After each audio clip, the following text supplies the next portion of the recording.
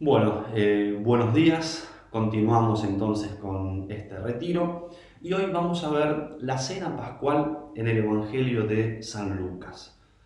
Pueden encontrar este texto en Lucas capítulo 22, versículos del 1 al 20. Por cuestiones de tiempo no lo vamos a leer, así que les recomiendo que pongan pausa al video, que lean detenidamente el texto, Lucas capítulo 22, versículos del 1 al 20. Y luego de leerlo, den play de nuevo al video. Bueno, en este texto ya Jesús se encuentra en Jerusalén con sus apóstoles después de un largo viaje, llega a la ciudad santa. Y en Jerusalén va a concluir la vida de Jesús, la vida terrena de Jesús. Jesús no se encuentra con la muerte, va decididamente hacia Jerusalén. El relato de Lucas lo podemos ver dividido en tres tiempos que dan comienzo a tres escenas. La primera escena, que va del versículo 1 al 6, una segunda escena que va del versículo 7 al 13 y una tercera escena que va del versículo 14 al 20. Y cada una de estas escenas viene precedida, ¿sí?, por una... San Lucas explicita el tiempo. Entonces, la primera escena, que comienza en el primer versículo, dice Lucas: se acercaba la fiesta de los panes sin levadura llamada Pascua. La segunda escena comienza en el versículo 7, dice Lucas: llegó el día de la fiesta de los panes sin levadura en que debía inmolarse el cordero pascual. Y la tercera escena, versículos 14 al 20, comienza en el versículo 14 diciendo: llegada la hora, ¿no? Es decir, que lo que Lucas está resaltando con todo esto es el cumplimiento, ¿sí?, de la Pascua por parte de Jesús. Ya es inminente, ¿sí? Ya está sucediendo, ya se está realizando este hecho. Y todo tiende a su cumplimiento. La Pascua judía, como ya lo habíamos explicitado, ¿sí?, celebraba la liberación del pueblo de Israel, ¿sí?, de la esclavitud de Egipto.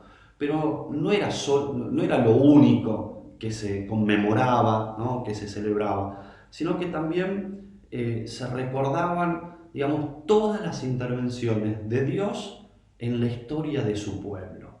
Entonces, además de conmemorar, digamos, la liberación de su pueblo, se recordaban otras noches que eran muy importantes, como por ejemplo, se recordaba la noche de la creación, cuando brilla la luz sobre las tinieblas, la noche del sacrificio de Isaac por parte de Abraham, y también la noche que todavía era futura sobre la venida del Mesías. Es decir, que en la Pascua había una gran expectativa sobre la venida del Mesías.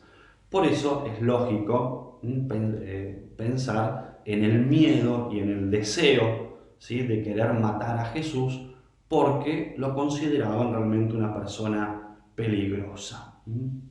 Entonces, veamos estas tres escenas.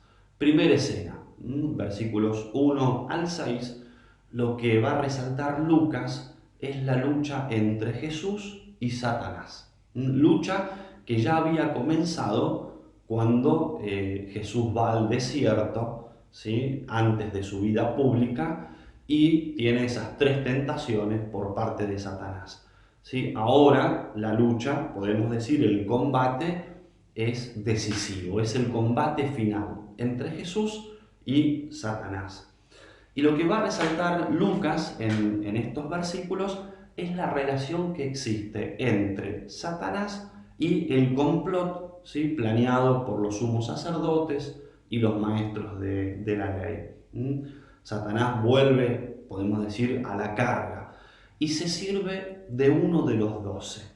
Se sirve de Judas, que se pone de acuerdo con los sumos sacerdotes para poder entregarlo a Jesús a la muerte. Dice el texto bíblico: entonces Satanás entró en Judas. Primera escena entonces, ¿no? Esta lucha entre Jesús y Satanás como la lucha decisiva, como la lucha final.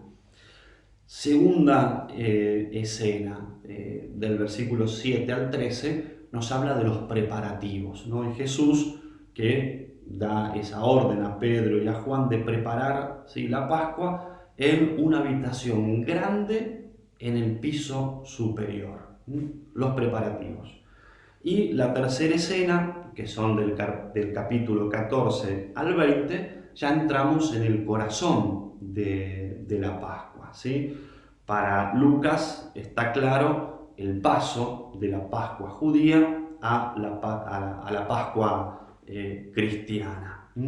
Como dice San Pablo, Cristo, nuestra Pascua, ha sido inmolado. Jesús va a ser ese cordero inmolado. Su cuerpo es entregado, su sangre es derramada por nosotros para remisión de nuestros pecados. Es el sello de una alianza nueva que Jesús va a establecer con sus discípulos. Alianza que concluye la noche de esta Pascua, para Jesús última en su vida terrena, pero una Pascua nueva, una Pascua que Él quiere vivir con los 12 y con todos aquellos que también quieren aceptar esta invitación de Jesús. Entonces, meditemos en estos textos, ¿sí?, sobre la Pascua cristiana. Pongámonos también nosotros en la escena. Jesús nos manifiesta la esencia del Padre. Una vez le dicen a Jesús, le piden: Señor, muéstranos al Padre. Y Él dice: quien me ve a mí, ve al Padre. Es decir, Jesús nos muestra quién es el Padre, no solamente con sus palabras, sino también con sus gestos. Y en los gestos que Jesús tiene en la última cena, nos revela la intimidad de Dios. Nos revela que realmente el ser de Dios es caridad, el ser de Dios es amor. ¿Sí? La caridad va a estar en el centro de todas las acciones de Dios. Y surge una pregunta: ¿cuál es el centro de mis acciones? ¿Qué cosas son las que me motivan realmente a obrar? Jesús, mientras a su alrededor se desencadenan todas estas acciones, digamos, de odio, de intento de matarlo, de abandono, Él no se preocupa de sí mismo, se preocupa de sus apóstoles. Entonces, ¿qué cosas también me preocupan a mí? ¿Tienen sentido realmente mis preocupaciones? ¿Me preocupo también por el otro? Jesús no escapó, no organizó su propia defensa, sino que Él, ante tanto odio, entrega su cuerpo, entrega su sangre, se entrega realmente a la muerte por amor a nosotros. Y también surgen varias preguntas. ¿Qué hacemos nosotros ante las dificultades que se nos presentan?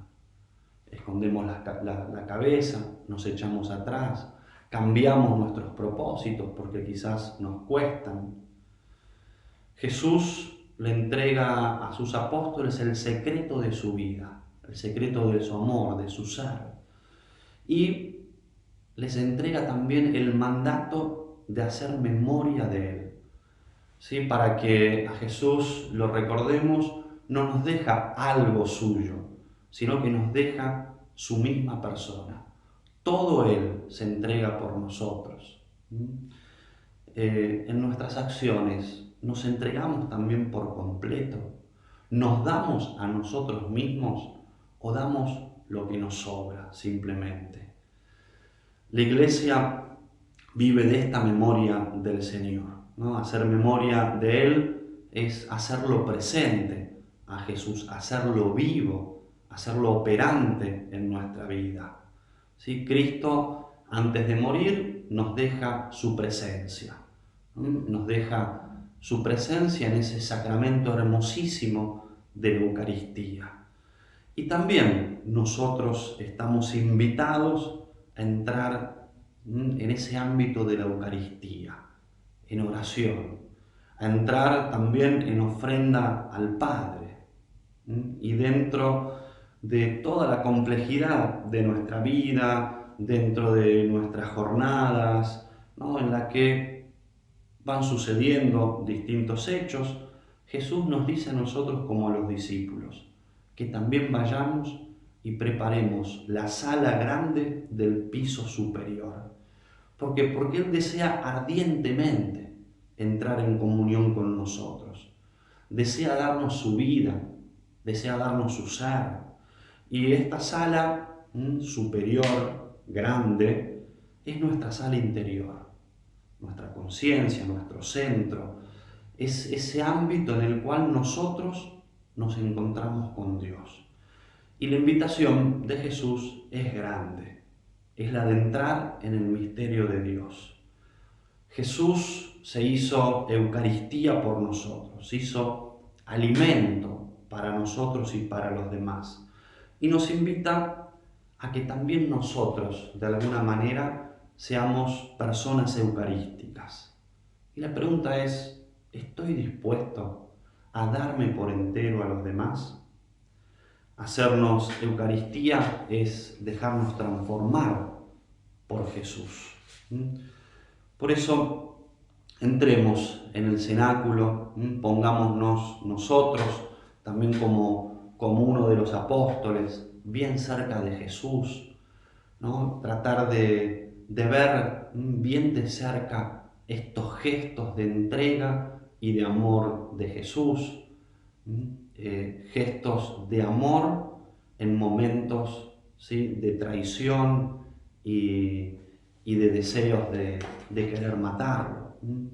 Pongámonos entonces en la escena, allí en la última cena es donde se consuma el amor de Dios por nosotros. Ese amor que realmente puede transformar nuestra vida. Muchas gracias.